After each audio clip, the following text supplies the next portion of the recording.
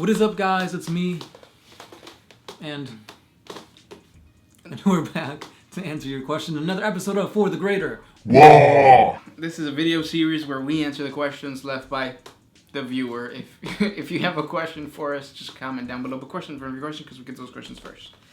That is what Marcel Goussard did. He asks, did the Emperor die a 40,000-year-old virgin? Surely he has got to have gotten jiggy with it at some point. Nah. Anytime he felt the urge, he just got his chest hairs ripped off. Bikini waxed. And, of course, you gotta yell out, Kelly Clarkson! Yep. From 40-year-old virgin? Yeah. Ah, I see. 40, get it? Like 40K? Ah, that's like a really good joke. That's like a meta joke. But he hasn't died. So he hasn't died. Like, he could still do it if he wants to. But the reality is that, yes, there have been, in the history of 40k, or in the history of Games Workshop, the Emperor did have children. They were called the... Star Child. Yes, right? Star Childs, or Senseis? Sensei. Yeah. Sensei. Mm-hmm. And basically the Imperium was trying to search for these guys. If I'm not mistaken, they didn't have psychic powers. I think they were gnolls. But they were powerful, or something like that. And what happened was that GW decided to say, no, we're going to push away that lore. That lore is not canon anymore. So currently, the Emperor has no children. Offspring. Yeah. So did he get jiggy with it? Yeah, I'm pretty sure he got a bunch of you-know-what. Pull-out game on point. Yeah, but that's what it was. Mm-hmm. Next question. This one is by Skragnos. If the Old Ones made the Tyranids, wouldn't they have made them terribly weak to their main enemy, being that the Necrons? Or does the Shadow and the Warp also affect Necrons in particular ways? Like their teleporting, for example. So, you're saying that if the Old Ones made the Tyranids to fight the Necrons, why are the Tyranids so weak against the Necrons? And the answer to that is that they didn't really... If you check out our 40 Facts video on what happened to the Old Ones, I explained that their big threat was not the Necrons, because they were fighting the Necrons. They were actually winning against the Necrons because they created all these psychic races. It was the Enslaver Plague that actually collapsed the Old Ones. What happened was that with all these psychically powerful warriors, the warp started to manifest into the Chaos Gods, and these parasitic warp entities called enslavers that would burst through the minds of these warriors, and then they would create portals where more enslavers would come out. All they would do is consume people in the real world.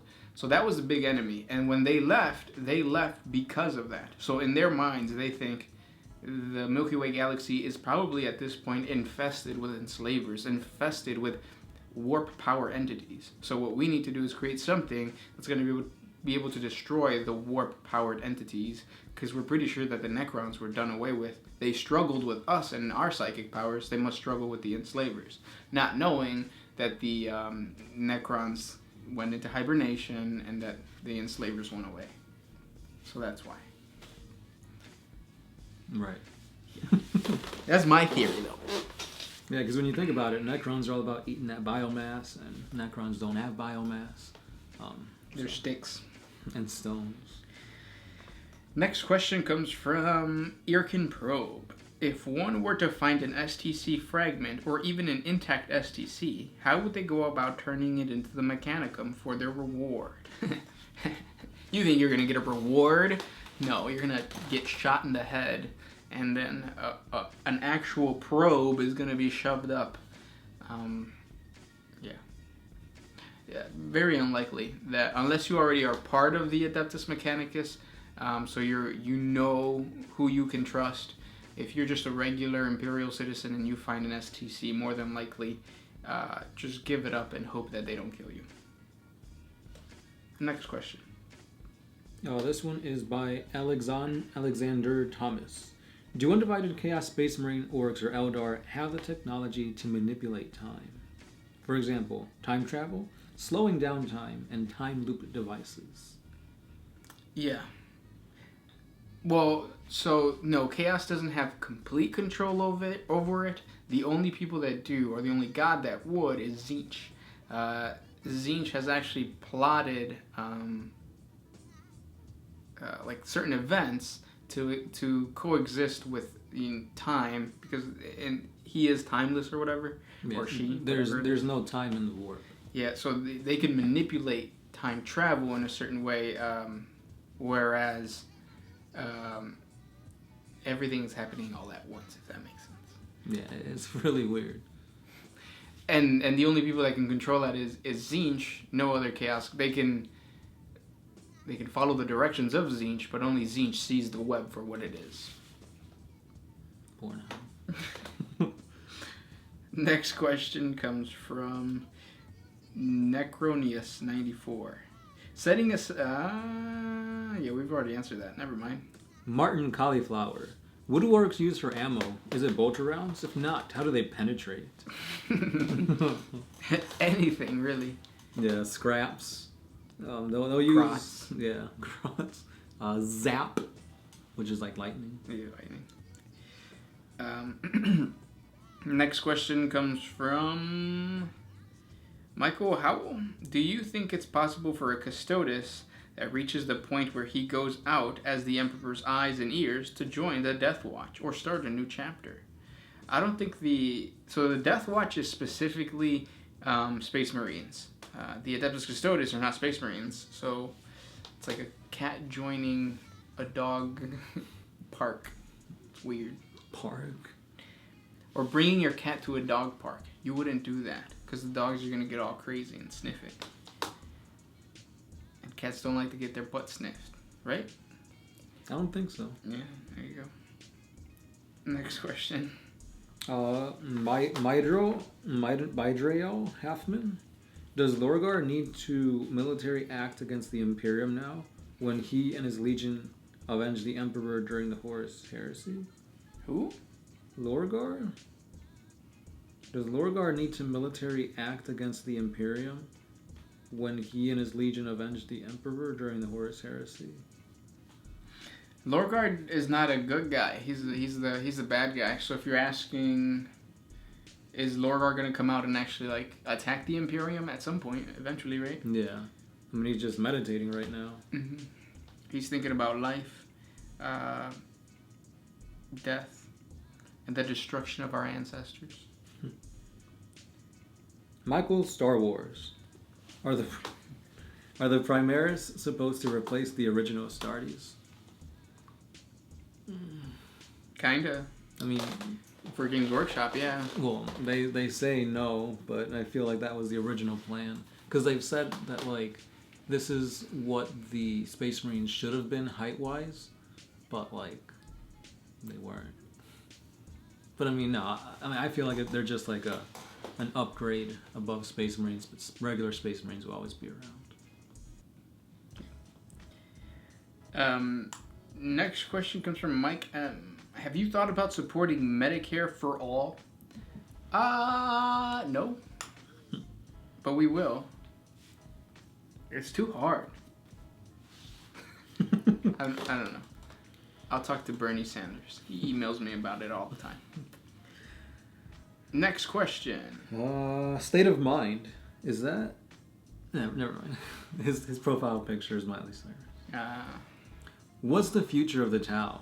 It's been just 5,000 years, and their hippie commie paradise is already crumbling. Will they become a mono-race empire? Well, after they passed Medicare for all, then that's really when the technology boosted. I don't see anything but positive for the Tau. The Tau are just going to continue to expand. They're up to their 6th fear of expansion, right? Well, they've done the 5th. 6th is coming up. Yeah. So yeah, they can now jump from one side of the galaxy to the other. We got the star-type Nexus. Yep. They got like crazy Tau that are killing off auxiliaries because of going into the warp and seeing gods and demons, and their little minds are like, "Whoa! I need to kill crew." Vespids, Guevesa. So in other words, they're prepping for what they will see eventually, because I'm pretty sure that at some point they're going to become a major power within Milky Way galaxy. You think so? Oh yeah. Think about it. Gundam. Japan. But yeah.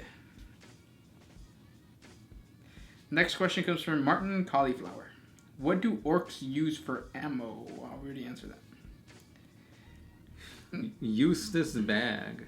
Can I get a wop wop? What? No.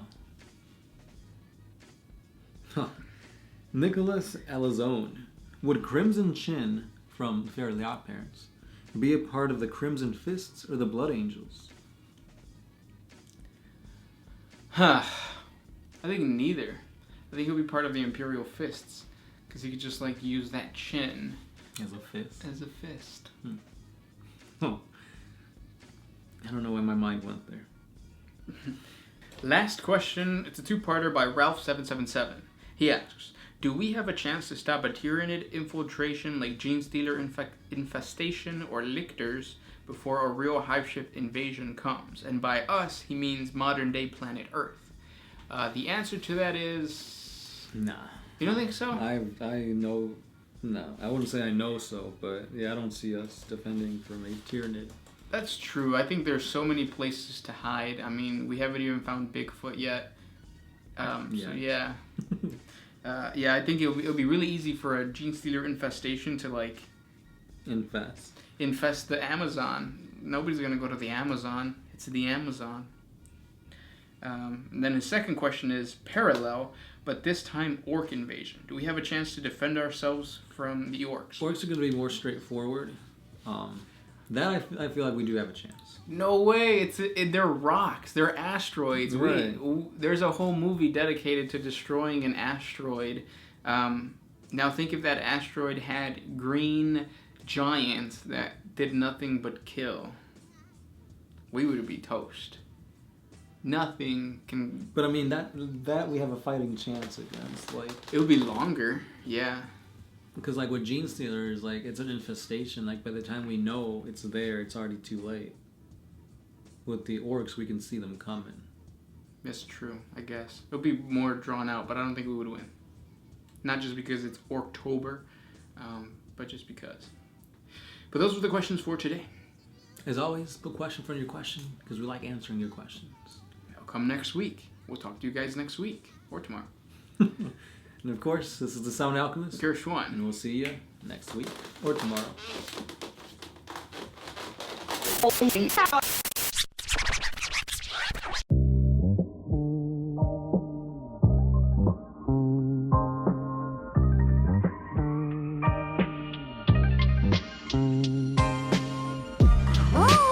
to put my freedom first.